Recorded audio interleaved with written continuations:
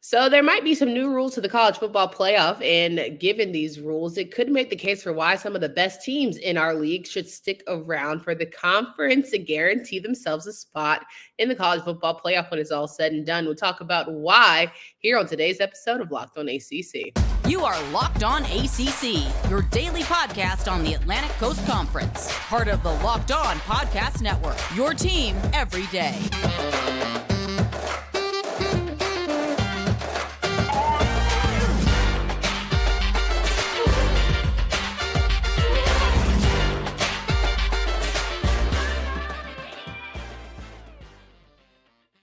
What's going on, everybody? Welcome to today's edition of Locked On ACC. I'm your host, Candace Cooper, joined by Kenton Gibbs of Locked On Wolfpack. Each and every day, you can find us wherever you listen to podcasts. Make sure you download and subscribe to the podcast from anywhere so you can get in on the action and make sure you are up to date with all the latest conference news. Today's episode is around college football playoffs. We'll talk about which team might get in if they stick around to the conference because of the new CFP rules, the amendments, the asterisks, all the things, all that good jazz. And we'll talk about that as well as some college basketball hoops. So you don't want to go anywhere. Stick around to the very end. Kenton, how are you feeling on this fine Tuesday?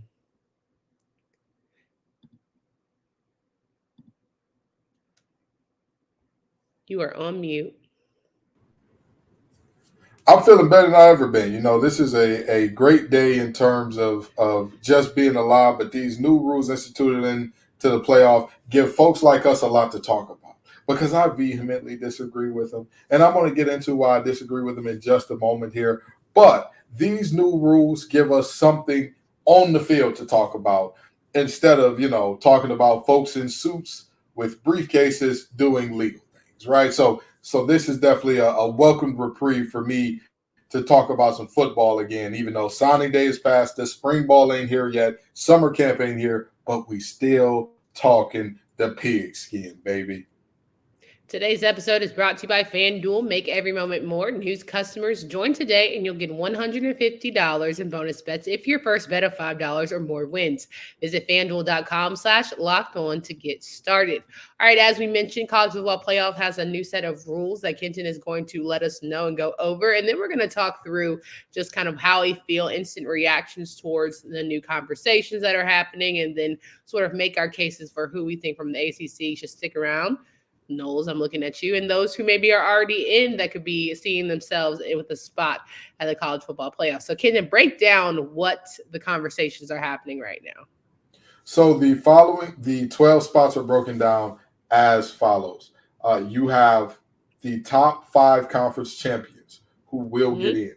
Now, mind you, that's significant because there is no longer a Power 5. You now have a Power 4 per se, in that you have the ACC, the Big 12, the Big 10, the SEC.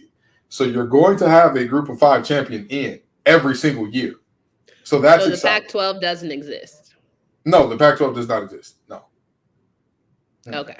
For all intents and purposes, Oregon State and Washington State, the Tupac are not, Dear Mama was a great song, but they are not going to find themselves in these conversations in terms of by conference alignment, at least. So you have that situation set up where you're going to get the highest rated group of 5 champion into the playoff every single year. And then after that, you get 7 at-large bids rolling in. So those are the rules. And it's kind of interesting what it does to a lot of teams going forward in terms of if you win a conference championship, you will go. Pretty much. Like that's the rules more or less for all of the power conferences, right? Now we're talking about the rest of the 7. And you say at-large bids. Is it based on record, based on who the committee likes? Like it really is just if you give us the top 25 list, it's the next 7 after the first 5. Yes, next 7 after the first 5 conference champions. So, for example, let's say there's a world where there's Georgia at number 1, Texas at number 4, but you have, let's say, Central Michigan runs the table, wins every game by 20, and ends up at number 13. Central Michigan would get in over Texas because they're the 5th they'd be the 5th highest rated conference champion. And that's, of course, taken for granted that everybody in all the other conferences is ranked above them, right? ACC, Big 10, ACC, Big 10, Big 12, and SEC, all of them would be ranked above that team, but they'd be in front of a Texas. Not saying that an undefeated Texas that went number 3 would be out, because obviously they get one of the at-large bids. But long story short, it's the 7 are based on, like you said, the committee and what they like, who they like in there, and what they want to see in terms of matchups. That's what those rankings look like. Got you. And so to me, I feel like if we're talking about just the top 12, cool, the first 5, you can make your case and they're guaranteed spots. It's that next 7 is going to be a little bit tricky. And maybe it's easier for the committee now. They just have to say, listen, this is just kind of how we roll them in, put them in based on schedule, put them in based on record. Like, is it easier for the committee, do you think? No, there's always going to be. When there was no playoff, it was, well, these 2 teams should have been in. Mm-hmm. This team should have been there. That team should have been. Then when you had a 14 playoff, well, this 5 and 6 team are so deserving. There's a razor's edge between the two. Now that you've expanded to 12, there's going to be, 13 could have got in there and could have did something. Well, 14 beat 4. How do you leave 14 out when they beat 4? And 12 has no shot against 4. So on and so forth. You would never make everybody happy unless you include, 60 some odd teams in the playoff. But we've got, and what we've 61 got. Will still be upset. I get it. 100%. Exactly. We see bracketology and Joe Lunardi every year. Somebody's pissed off. Somebody's saying my team was snubbed. And so it's inevitable that we're going to see the same thing in terms of football. But this does kind of alleviate a lot of that in the sense of, if you're a conference champion, win and you're in. Before, it was supposed to be win and you're in. And then they said, not so fast, player. Sometimes winning is not enough. Not so fast. You got to win and stay healthy in that thing. Okay? You got to win, stay healthy, and make it look pretty and dominate. Like, it was too many intangibles at that point. Yeah.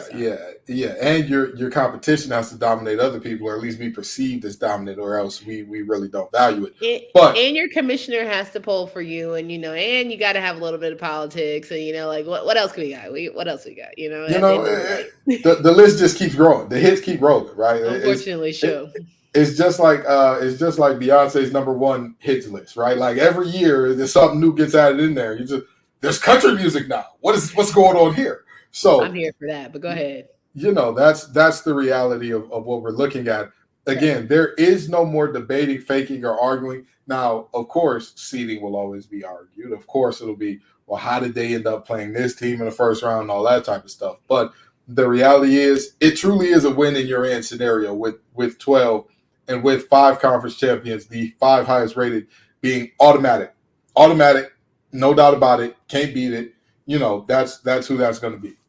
Now we have had these conversations about the conference, the state of the conference, whether or not they'll still be running and functioning. FSU with legal cases. If you didn't catch yesterday's episode, go ahead and run that back. But right now, the ACC is still standing. Right, going into next season, we still have an ACC. We still have some of the top teams. We're going to talk about who we think should be in, but for all intents and purposes, the ACC could really make their case for proving why, beyond the financial, why they are an elite conference if they were to not only they're getting in, but not just get in, but win in the college football playoff conversation. Absolutely. Nothing shuts people up more than pointing to your ring, right? Like, you can argue all day and night about who's what, who does what. Yeah. See, that's how you know that's somebody who worked for Curry Brand, because they love throwing up them 4 fingers like they from Charlotte or something. Okay, you would think I worked for the Celtics. Wait, the way it might be a Kevin Garnett situation or Paul Pierce. Like, that might be the most annoying world championship team I've ever come across. Whew, just despicable. and Doc Rivers done milked that into a very long coaching career, but that's neither here nor there. Right. The reality is, if you get in and you dominate, I don't think there should be any more conversation about it, or not even dominate. Just win, right? And to some extent, college basketball does not function in that same way, which we'll get to a little later, because of the amount of turnover from year to year and all that. But I think in college football, that brand loyalty and who's important and why they're important sticks around a little bit differently. 1,000% agree. Let's talk about who we think would get in this conversation. But first, want to remind all of our friends here that you can get buckets with your first bet on FanDuel, America's #1 sportsbook. Because right now, new customers get $150 in bonus bets with any winning $5 bet. That's $150 if your bet wins.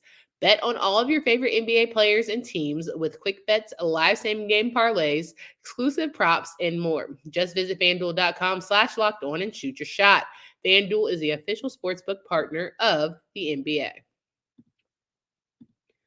Talking with Kenton Gibbs here, college football playoff rules, 5 guaranteed spots for your champions. And now we have 7 that will get that at-large bid, and the committee will debate it. But, for our teams that are considering their exit, they're plotting, they're getting their buyout, FSU certainly, I would make a conversation or argument where if you feel like you're the dominant program in the ACC, stick around. You got a guaranteed shot at winning a national championship every single year if you stay.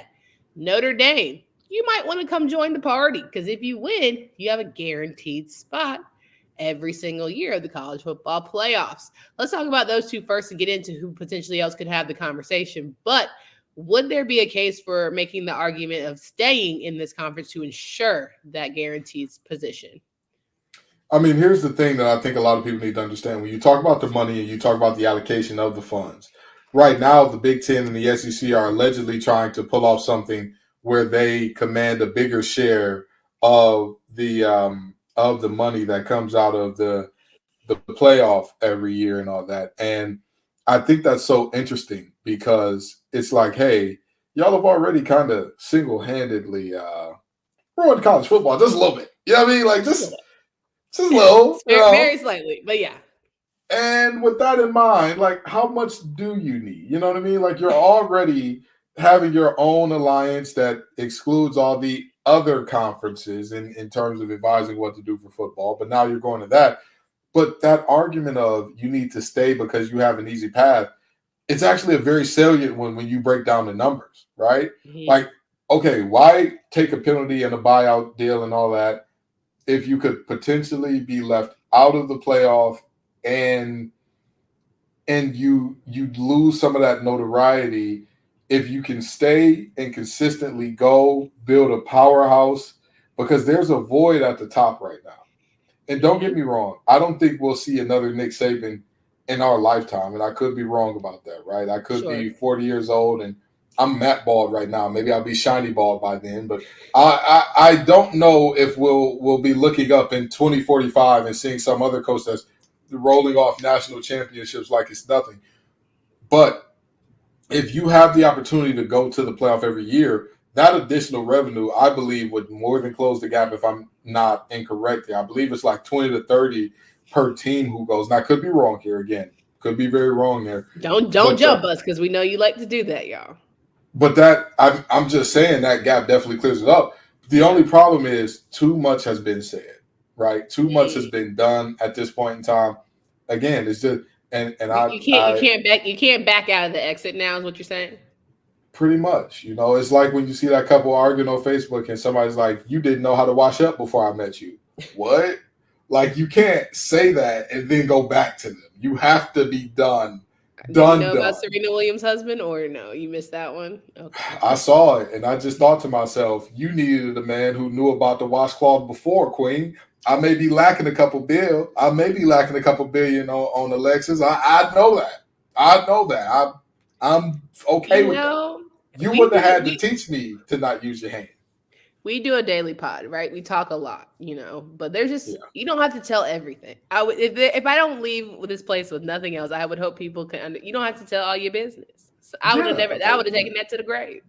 I thought, the amount of celebrities that get online quarterly and tell everybody, I don't wash up. I don't wash my kids. When Dan Orlovsky said he uses his wash rag 30 times before washing. Brother, what? That thing got mold. That thing is standing up on its own. It's a sentient being by watch 25. Alexis said he washes his body with his hands. That was enough for me.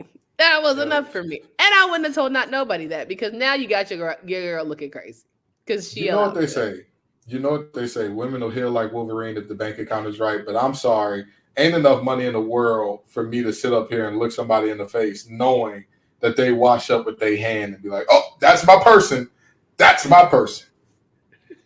I'm sorry, my God would not set me up like that. No, I man. would just want to know during the first date, when did you, the first outing, the first going away trip, the couple's trip, and you saw that, were you like, you know what, he's been doing this the entire time?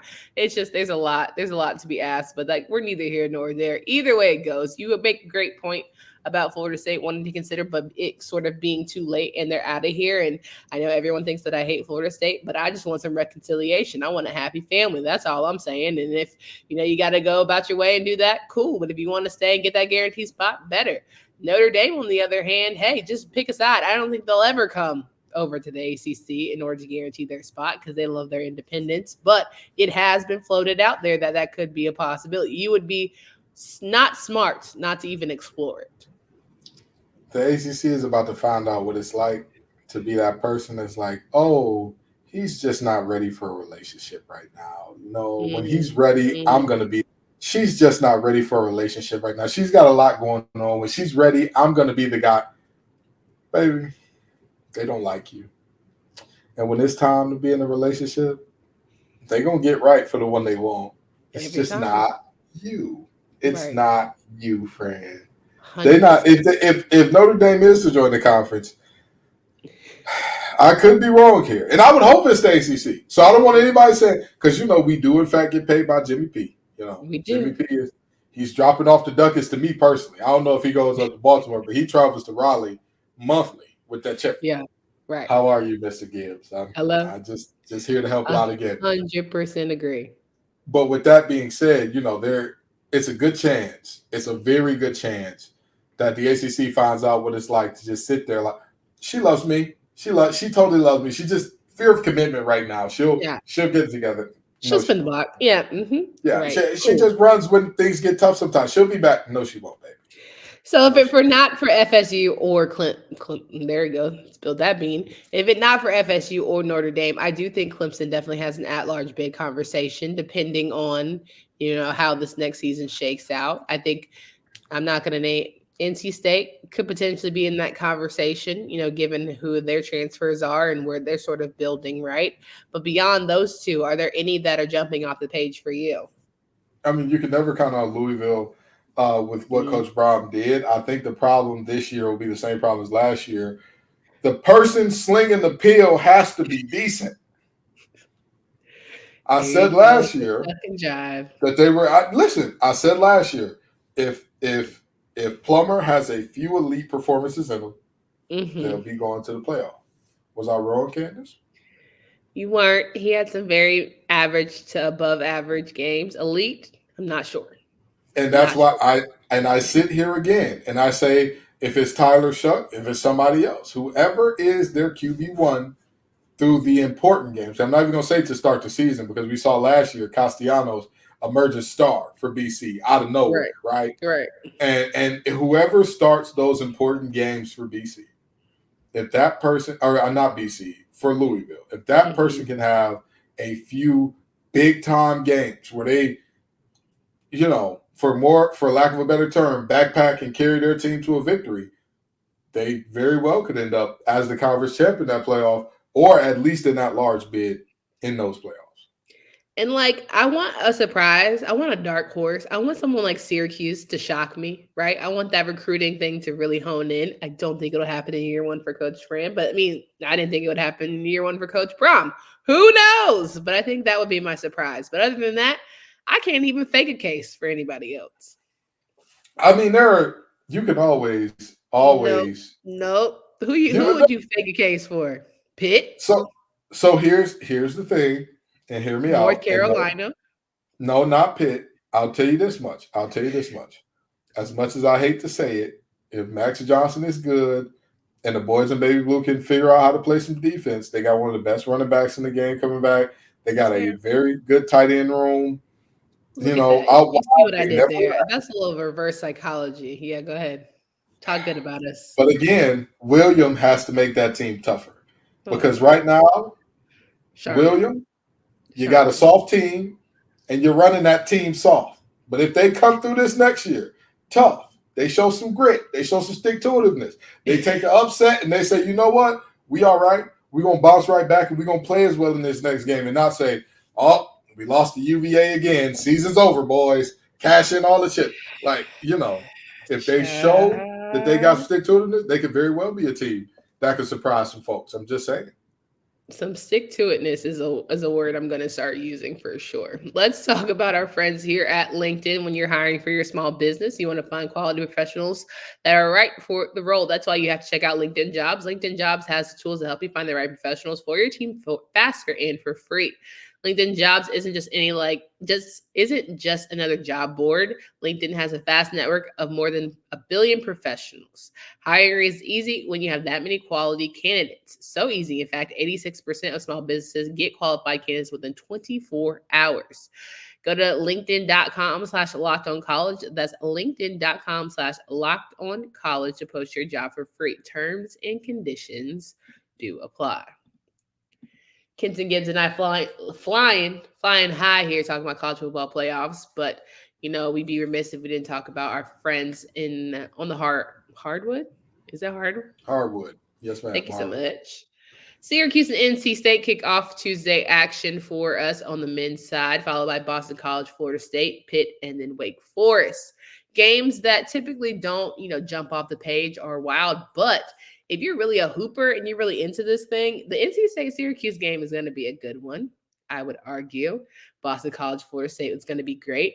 And then Pitt and Wake Forest as well, I think, is going to be a doozy.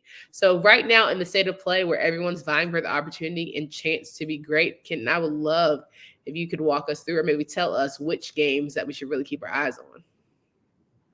I hate to be this guy. I really hate to be this guy, but you got to keep your eyes on all of these things. There are so many teams coming down the stretch that we talk about how many bids will the ACC get as a conference. These games will determine a lot coming down the stretch. Almost all of these teams have multiple quad one opportunities coming up. And, of course, we know the ACC tournament is an extension of March Madness because how often have we seen some complete and utter shenanigans happen in the ACC tournament? How often have we seen a team that we're like, wait a minute, they were mid all year. How did this happen? That team just got blew out by their in-state rival. How did this happen? This team couldn't throw a rock in the ocean. Now all of a sudden they're shooting 40% plus in the tournament. How many times have we seen that? So I would say all of these games, but I know that's a cop-out answer, but really and truly, look around the conference. Look at how many stellar teams there are. Look at how many teams are right there. If they're not on the bubble or firmly inside, look at the teams that if they finish this thing off strong, they'll be right there and kind of have that conversation, right? We've talked about Syracuse not having a graduating class, not seeing the NCAA tournament talk from them in 50-some-odd years. Who knows? Could Judah Mintz catch fire? Could he live at the foul line even more and get him some things going? Could Gerard do some things that gets that offense moving and grooving in the right direction? NC State, DJ Horn has done a phenomenal job of putting that team on his back and saying, hey, if can't nobody else shoot the three, I'll do it for you. I'll shoot for everybody. And working it out. And then these other games, Wake Forest, up, down, hot, cold, yes, no. Which Wake Forest team are we getting? Exactly. Yeah. There's a ton for all of these teams to go out there and prove. And so I look at these games tonight. I look at these games for the rest of the year saying, even if you haven't been paying attention to ACC basketball throughout the year, start locking in right now because we're going to see some things. We're going to see some teams look a little different than we perhaps may have all season long. I definitely think this is a must-win game for Wake Forest to give themselves any life, but in the same token for Pitt, like if you want to keep telling us that you are a better program, you've got to beat one that, keep kicking, Wake Forest while they're down. I think that's going to be really sort of crucial for Blake Hinson and company as they try to make their case for being in the tournament. But if you look around the college basketball landscape, like everyone can get it. Like there's not one team that I've been like, besides maybe UConn, that I think is just truly just dominant and out of this world. And even when we see those dominant out of this world teams, how often have we seen them first or second round? Oop, you're gone. Oh no, the team whose year it was is apparently not their year after all. What do we do with this information? So, the ACC needs to get as many teams as they can in there. These teams that are on the bubble need to perform well. They need to show and prove that they belong because nobody's going to give you anything. The ACC, this is not the ACC basketball where you're going to see a David Thompson, a Michael Jordan, a Tyler Hansbrough, a Carlos Boozer, a Kyrie Irving. None of those guys are walking through this door. Ralph Sampson ain't walking through that door. Sorry to tell you, everybody. Right. I am so sorry to tell you, Danny Manning is not walking through as a player anymore or a coach at this point. So, that's just the reality, right? Like you've got to figure it out on your own merits because, again, the talk of the town about the ACC in terms of men's basketball this year, basura, trash, garbage, something that nobody wants any parts of. So these teams have to build resumes that are impressive enough to leave no doubt. And I think that we'll see a lot of ACC teams make a lot of noise in the tournament. 100% agree. All right, make sure you guys stay locked in from a basketball lens, but of course, updating you on any of our football news. We know that it can get rowdy in our comments. We can't wait to see what you guys talk about here. Be respectful, not too much, because we already seen that Florida State episode where people, got out of character a little bit. But just a little warning, a little shot, letting you know that I'm not it, and don't play with me. Other than that, though, I always enjoy having Kenton up here to talk a little bit of sports with me. So, guys, come back tomorrow. We'll update you on the Tuesday night games and give you a little more information around any updates on our legalese that's going on around here in the ACC. For Candace Cooper and Kenton Gibbs, until next time.